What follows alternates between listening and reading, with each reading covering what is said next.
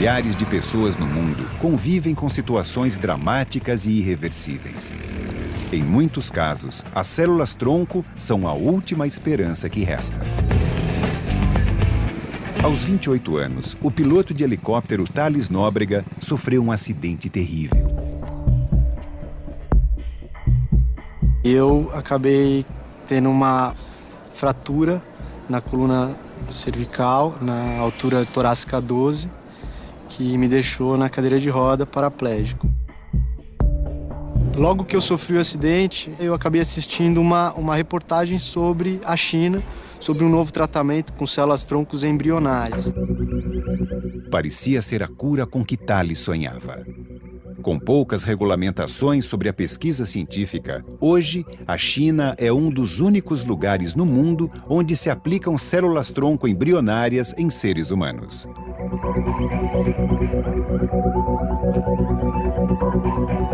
A cirurgia, eles fazem uma pequena incisão de cerca de 4 centímetros no local da fratura e é implantado a células-tronco embrionária. Mais do que isso, é impossível saber, porque é um país fechado, é uma cultura fechada e o hospital também é bastante fechado. Logo após a cirurgia, Thales começou a ter novos movimentos nas pernas. Eu não posso garantir, e eu acho que nem eles, que essa melhoria foi das células-tronco.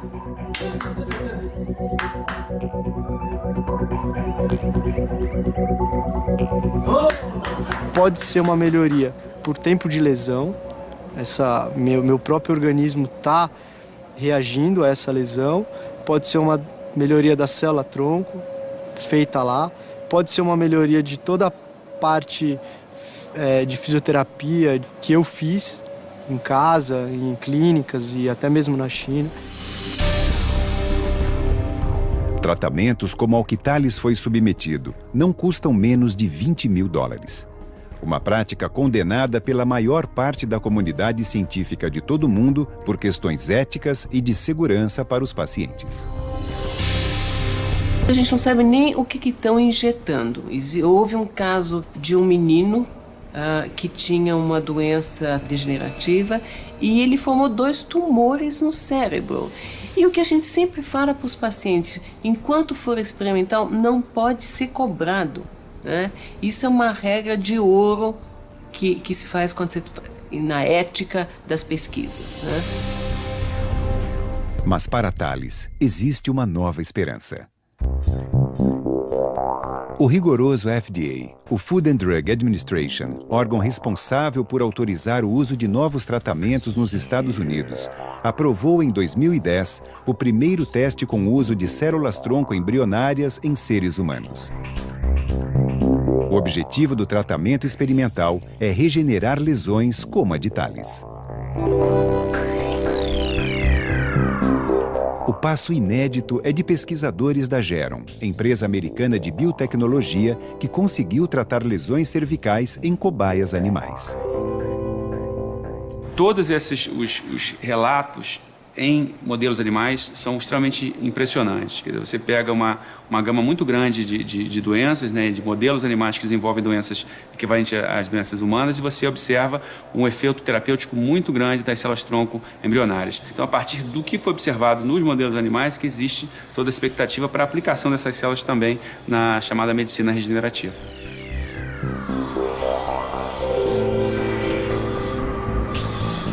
Se tiverem os resultados esperados, poderão marcar o início da era dos tratamentos com células-tronco embrionárias.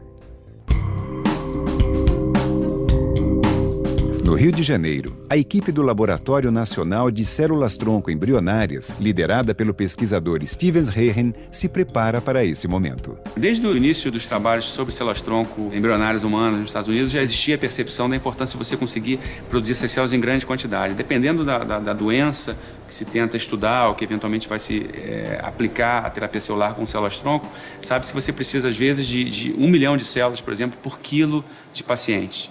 Então, a gente vai estar trabalhando aí, né, numa escala de bilhões de células, se a gente for pensar num teste clínico com dezenas de pacientes. Aqui, o pesquisador começou a montar uma fábrica dessas células.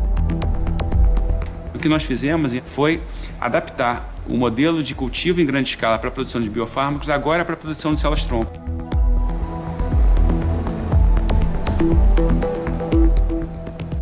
As células flutuam no meio de cultura em movimento presas a microesferas.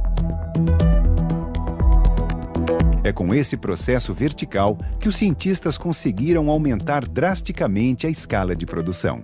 Então, nossa ideia é conseguir que vários laboratórios consigam ter acesso a uma célula que tenha as mesmas características e depois também para uma aplicação terapêutica. Mas cultivar bilhões de células é um enorme desafio. Para que elas sobrevivam, o laboratório precisa replicar exatamente as condições do interior do corpo humano. É quase como se fosse um grande organismo, né? A ideia é que você vai tentar estar repetindo dentro daquele ambiente, daquela sala, as condições de temperatura, de aporte de nutrientes, de glicose, equivalentes ao que haveria num organismo.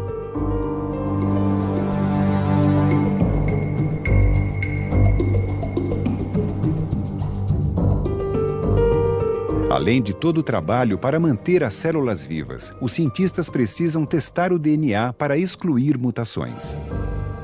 A ideia é que células-tronco embrionárias tenham 46 cromossomos cada uma. Então a gente tem que olhar, tem que analisar de tempos em tempos para ver se aquela cultura, se aquelas células mantêm esse cariótipo, no caso de 46 cromossomos por célula.